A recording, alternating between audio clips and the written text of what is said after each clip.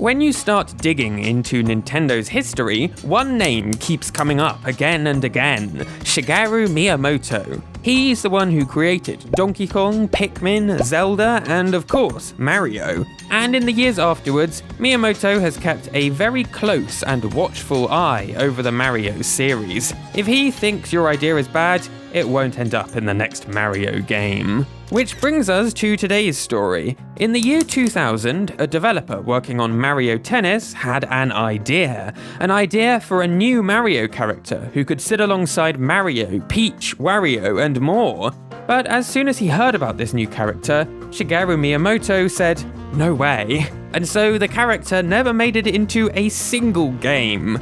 But today, I want to dig that idea out of the discard pile and tell you all about the Mario character that Shigeru Miyamoto disliked so much, he didn't allow it to exist.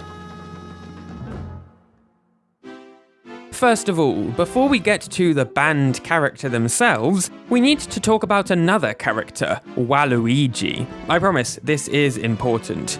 You see, Waluigi wasn't created by Nintendo. No, he came from within a different company, Camelot Software Planning. For the last couple of decades, Camelot has been in charge of creating all of the Mario Tennis and Mario Golf games that Nintendo publishes. And so, back in the year 1999, when Camelot began developing Mario Tennis for the Nintendo 64, they ran up against a problem. Every character needed a tennis partner for doubles mode. Mario had Luigi, Peach had Daisy, but what about Wario? There didn't seem like an obvious sidekick for this iconic Mario villain. And so, out of options, Camelot asked Nintendo if they would create a sidekick to include in the game. Nintendo said no, they weren't interested in creating this new character. But if Camelot wanted, they could try designing him themselves. But if this hypothetical tennis partner didn't meet Nintendo's strict standards, he wouldn't be approved. Secretly, Nintendo didn't think Camelot could do it. But Camelot's vice president, a man called Shugo Takahashi, was determined to rise to the challenge. Step 1 was the name. Now, Wario's name is made up of two words, Mario and Warui, the Japanese word for bad. Camelot decided to use that same naming system to create a bad version of Luigi.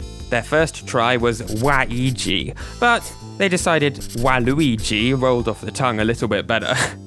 Step 2 was actually designing this guy. And if we're going to talk about Waluigi's design, we first have to talk a little bit about Yatterman, a really famous anime series that a whole generation of Japanese kids grew up watching. Yatterman originally aired from 1977 to 1979, and within this Yatterman series, there's a trio of really iconic villains called the Dorombo Gang. Their names are Doronjo, Boyaki, and Tonzura. And if you look at Boyaki's design, you'll immediately notice a very strong resemblance to Waluigi. And that's no coincidence. Vice President Shugo Takahashi gave the task of designing Waluigi to a graphic designer at the company by the name of Fumihide Aoki. Takahashi said, "I want you to design an evil version of Luigi. Make him skinny so he contrasts Wario."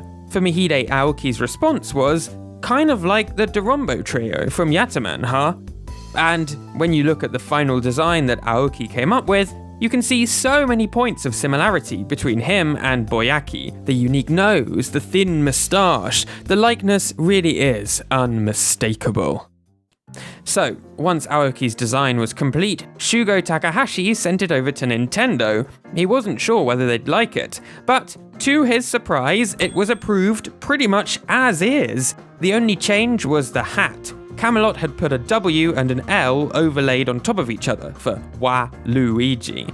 But Nintendo's top designer, Yoichi Kotabe, told them to replace it with an upside-down L. That way it would match Wario's upside-down M.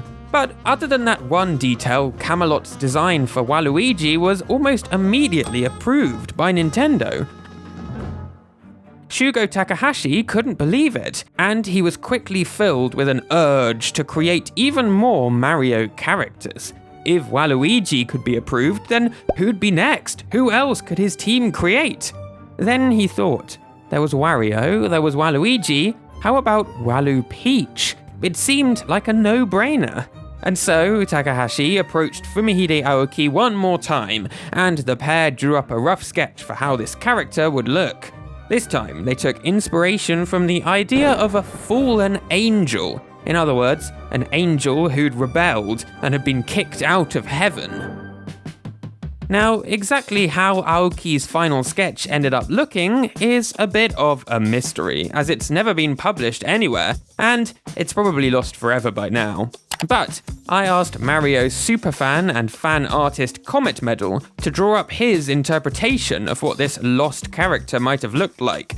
And here's what he came up with. Don't you think it's cool? He drew up a black and white sketch, which is probably somewhat similar to what Fumihide Aoki did at the time, and he also put together a full colour piece of art too. Neat!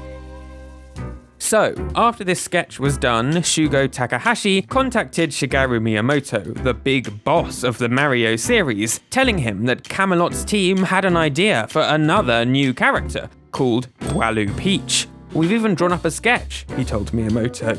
But Miyamoto's reply was sudden and firm. He'd already noticed Waluigi's similarity to one of the members of the Dorombo gang, and so he replied, I don't even have to look at the sketch, it obviously just looks like Doronjo. Then he followed up with, I'm sure it's not cute at all. Oh, and that was that. With Miyamoto's rejection, Camelot's new character was, sadly, dead in the water. Sometime later, a group of Camelot developers were chatting at the office when one of them said, if Mario has Wario and Luigi has Waluigi, then does Peach have Walu Peach? The team members in the room started trying to work out whether she'd look like Wario or Waluigi, but then Fumihide Aoki told them, I've already drawn that character. The rest of the team were shocked. They didn't know about Shugo Takahashi's attempt at getting a second original character approved. They started picturing some kind of cross-dressing Wario in their minds, but Aoki told them it was a total no. Nintendo said they didn't even want to look at it. They knew the design wouldn't be cute. The rest of the team fell into silence. At least a couple of them were thinking that maybe Nintendo might have been right. And that is the story of the Mario character that Nintendo didn't want to exist. But here's something for you. Turns out Walu Peach isn't the only weird character from the Mario universe. If you want to learn about Mario Odyssey's new Donkers, the human characters wandering the city, and how they made it into the game, check out my video on the topic. And I'll see you next time. Bye!